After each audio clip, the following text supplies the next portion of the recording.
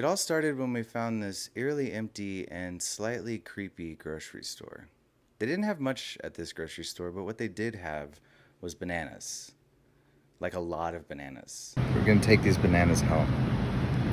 But they're strays, they need us. We're not sure what we're gonna do with these yet, but they're $5 for a whole box of organic bananas.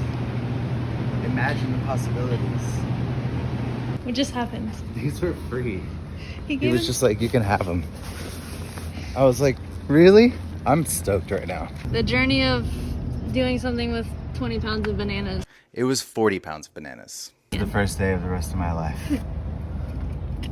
Hold on, let me do that again. This is the first day of the rest of my life. Yeah!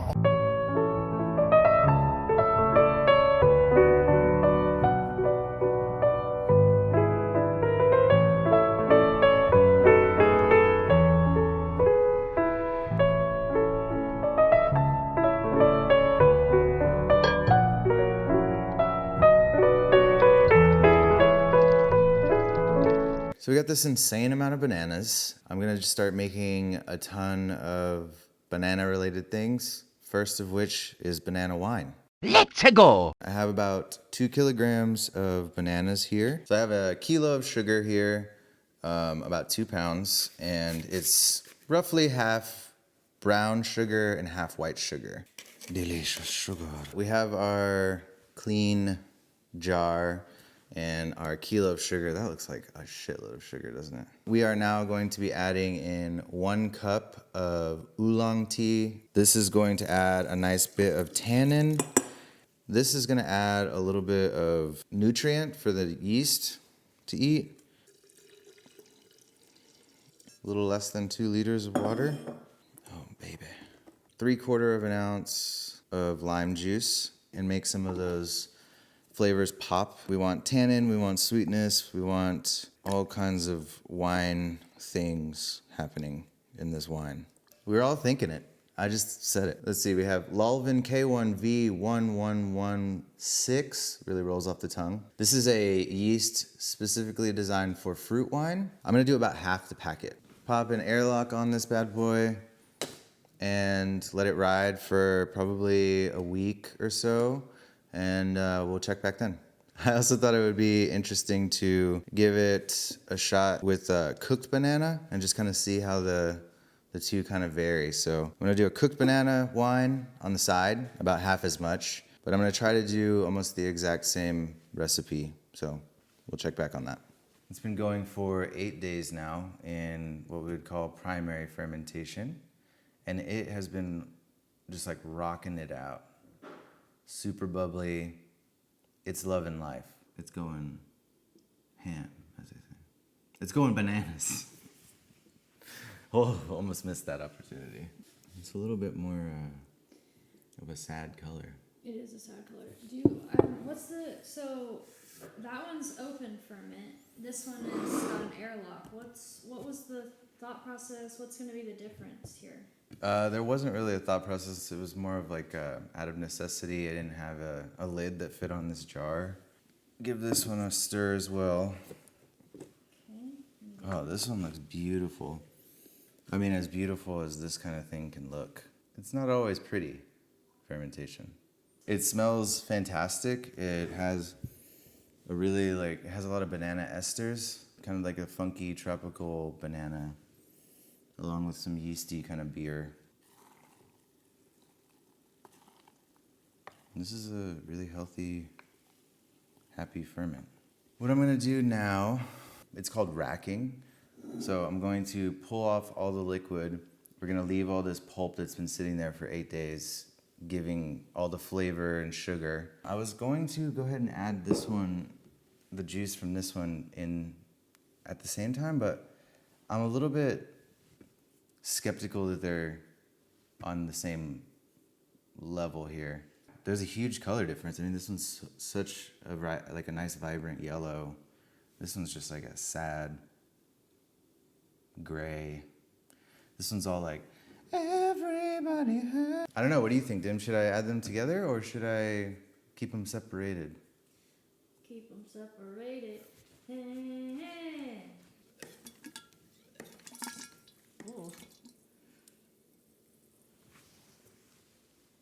mean, that was easy, right?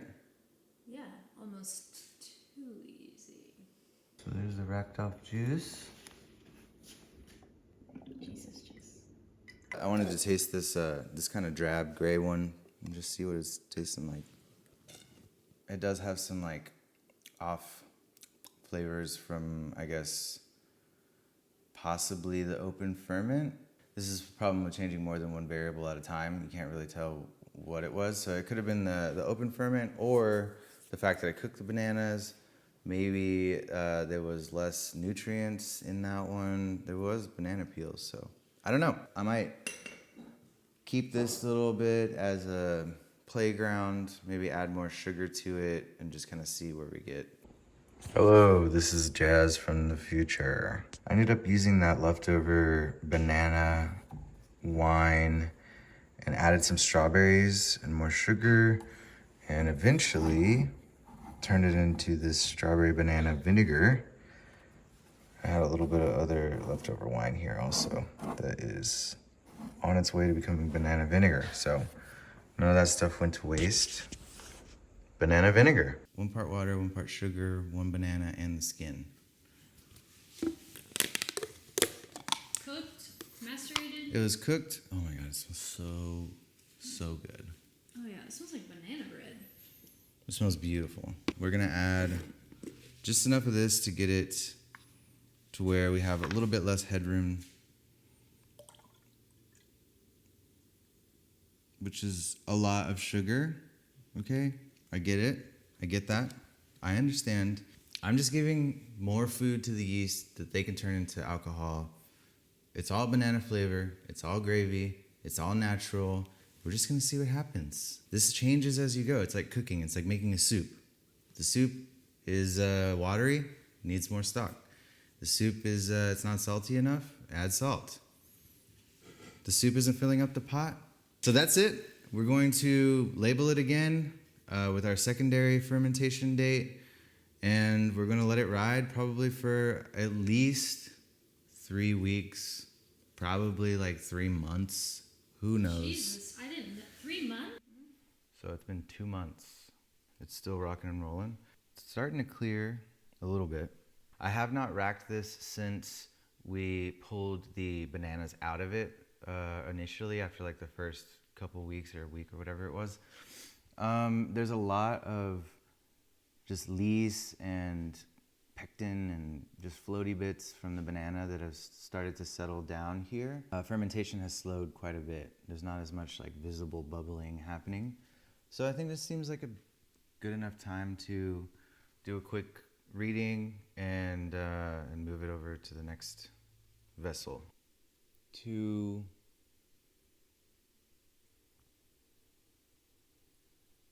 don't know. So there is a little bit of sugar left in here already. I think we're gonna add some more and just try to like get it as high as we can go until the yeast die. I have some syrup that I made.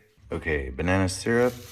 I've got 1 cup of white sugar, a few pieces of frozen banana, and a big hunk of banana peels that are frozen also. And then, then I'm gonna add a 1/2 cup of this cane sugar, demerara sugar. And I'm gonna add 1.5 cups of water and make this kind of really banana-y syrup. So I'm gonna add this in here so I can get an idea of like what this might taste like with a little more sugar. Try to pull some of those like banana flavors out. Yeah, there's like much more banana. Let's just rack this off. It's not that interesting down here, to be honest. You can use your imagination.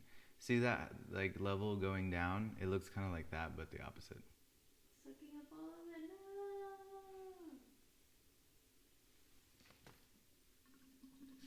No.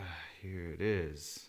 I want this to be like a sweet kind of desserty wine. I want it to be like really lush and banana-y. So I'm gonna add sugar, and I have 500 ml of That's not how you measure simple things. syrup. You're supposed to put it on a flat surface. Okay. Freaking measure police over here. It's about 500 milliliters. of 1-to-1 simple syrup. We're adding 250 ml of water and 250 ml of sugar. So I'm gonna add this in. And that's also going to help us like limit the headspace here. I'm adding some distilled water just to get the headspace a little bit less. We just added a bunch of sugar, so I'm not really worried about it diluting it too much. I'm just gonna let this do its thing until basically it's done like bubbling completely. Adding that sugar in is probably going to like jumpstart a new like round of vigorous fermentation. So I just like fed them kind of a lot of sugar. And there's also hopefully a bit of nutrients in the banana peels that I used in the sugar. See, it's already starting to bubble. Yeah, cool. Get the alcohol content to basically the max we can get it to before the yeast die off because the alcohol content's too high. Another thing we were looking for is for this to clear out even more.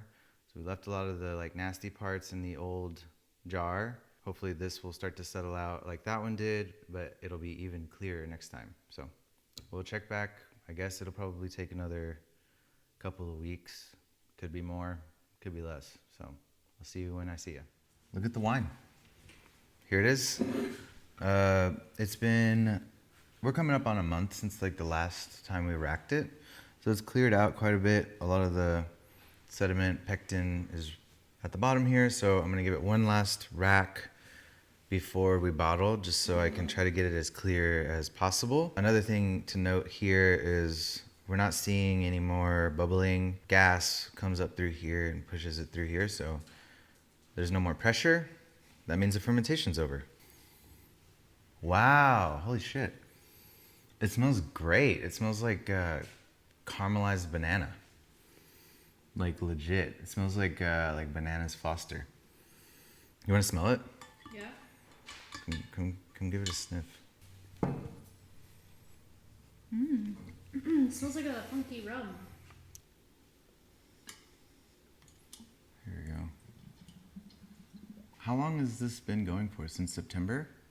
Yeah. October, November, December. So it's like 3 months? Wow. Cool color, right?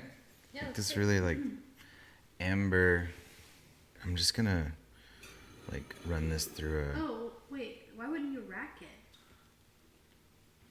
You raise me up so I can stand on mountains. You raise... I'm gonna clean glass. This is definitely not kosher behavior, but whatever. I want to taste it, and I'm not sure how else to do this. Pretty clear. Interesting. It's sweet. It's got a little bit of a alcohol kick, I guess. I have no idea how strong it is, but It's really good. it's actually pretty tasty. It is like a desserty banana wine, but not like too, it's not like sickly sweet, like a complexity to it that's really nice. It's really delicious as is, but in order to just take it to that next level, I think I'm going to make it into a banana vermouth. Are we on board with that? Yes. If you don't know, vermouth is a fortified and aromatized wine. So we have our wine. Aromatized is just a fancy way of saying they've added aromatics to it.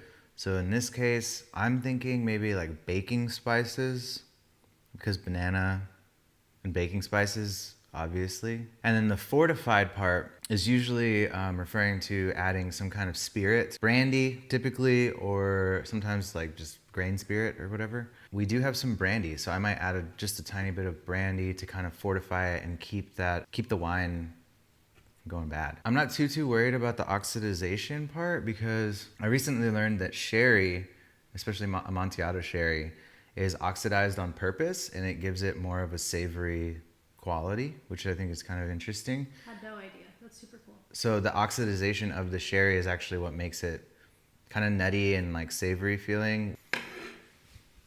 Okay, so we got our aromatics. That's what I'm going with. Lemon zest, 8 green cardamom, half a cinnamon stick. We have half of a nutmeg crushed and toasted, 2 clove, raisins going in, and the chai, just kind of dunk. I'm just gonna leave the chai hanging like that so I can get it out if I feel like it's been too long. That's it for our aromatized part, but we're gonna do the fortified part. I'm gonna use this Spanish brandy. Half a cup going in.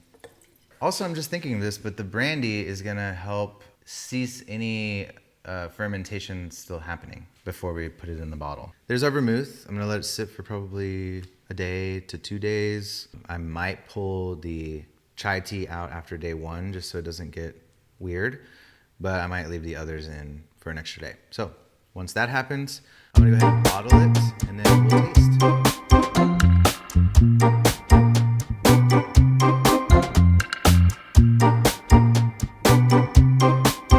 Months later, after the 40-pound box of bananas has come and gone, here we are. I think this is the longest running project I've ever done. I've got my bottles of banana vermouth, my first ever attempt at making a vermouth, and my first attempt at making banana wine. So I'm very, very excited to be here today. I have some that I opened already, and I've already tasted this. We had some during the holidays, and I got to let everybody taste a little bit. So this is just a little sample bottle that I had in the fridge. It's a little sedimenty, you see? It has like a really cool blue tint to the edges, which is really cool. It's like a thing that I notice when I make anything with bananas. Have you noticed that? Yeah, Bananas like always get this weird gray blue kind of tinge to them, which I think is really cool. I tasted it. It slipped in. Wow. It's got a lot of complexity. It has really great sort of bananas Foster, like caramelized banana flavor, which I love. It's desserty without being too sweet. I think that the brandy really helped there, like kind of cut through that desserty vibe, but it's really nicely sweet, like you would want a banana to be. It's absolutely delicious. There's a little bit of tannin from the tea. There's still good acidity, which is surprising because I don't think of like bananas as very acidic. I didn't add any acids or anything to it, I don't think. Maybe a little bit of lime juice way early on, but yeah, it's really good. Here, you want to taste? Oh, so like cinnamon. Smells like banana bread. Yeah, yummy. And it has lots of like layers of banana. Like I can taste the peel a little bit. There's like a smell of like the overripe banana, but also of like a perfectly ripe banana. But you know what? It also tastes like vermouth.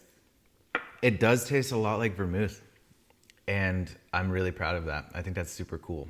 I've never made a vermouth before, but this tastes like a banana vermouth. Like it tastes exactly like you would imagine. So should everyone make banana vermouth or what? I mean, I think it's really fun. A cool way to like preserve your wine a little bit longer. Some of these wines that I've been making with fruit don't necessarily like have the structure to age well, but I think this would probably be fine. That being said, huge success. I haven't tried it in like any spritzes or anything like that, but drinking it on its own is perfect. It's super delicious just by itself. I think I want to make a cocktail with this. This is going to be like a tropical version of a Manhattan. We're going to start with 2 ounces of the banana vermouth, 1 ounce of aged rum. I'm going to do 2 dashes of Engo. And then I'm gonna go get some fridge ice. It is ice day here. Like it's like laundry day for us. So I don't have any clean ice. I just gotta have the dirty ice. Because this ice had a bunch of little chippies in it, I'm not gonna stir too much because I think it's gonna over dilute. Nice and chilled. I'm gonna use this Wray and Nephew as a garnish to get some nice aromatics. All right, there we have it. The wash line is a little low, but whoo, big funk. I'm on a beach. There is no cat. I'm on a beach. This is really nice. I gotta say, there's a lot. I like the vermouth by itself better. Nice. Okay. I think I'll stick to this. Cheers. Cheers. This is good though. It's not bad. Better. This is like exactly what I want. It's perfectly balanced the way it is. It's nice and sweet, but not too sweet. It's got a little bit of Yeah, everything. It's great. Thank you for sticking around. Yeah, I appreciate it. If you guys would like, give us a follow, like, subscribe. Are we gonna give away a bottle of this? But that's an interesting prospect. I don't know. We have two. Or just like a small sample bottle or something? Yeah, maybe a little pony bottle or whatever these are called. We could send a little pony bottle to somebody. Yeah, maybe Drop a comment. drop a comment with what you would do with this vermouth. Maybe a cocktail idea. Subscribe and comment, and maybe we'll pick somebody and send a bottle your way. Let us know if you decide to make some vermouth or what you would do with this vermouth. And I'll see you guys next time. Hello? I need 5 shares of GameStop.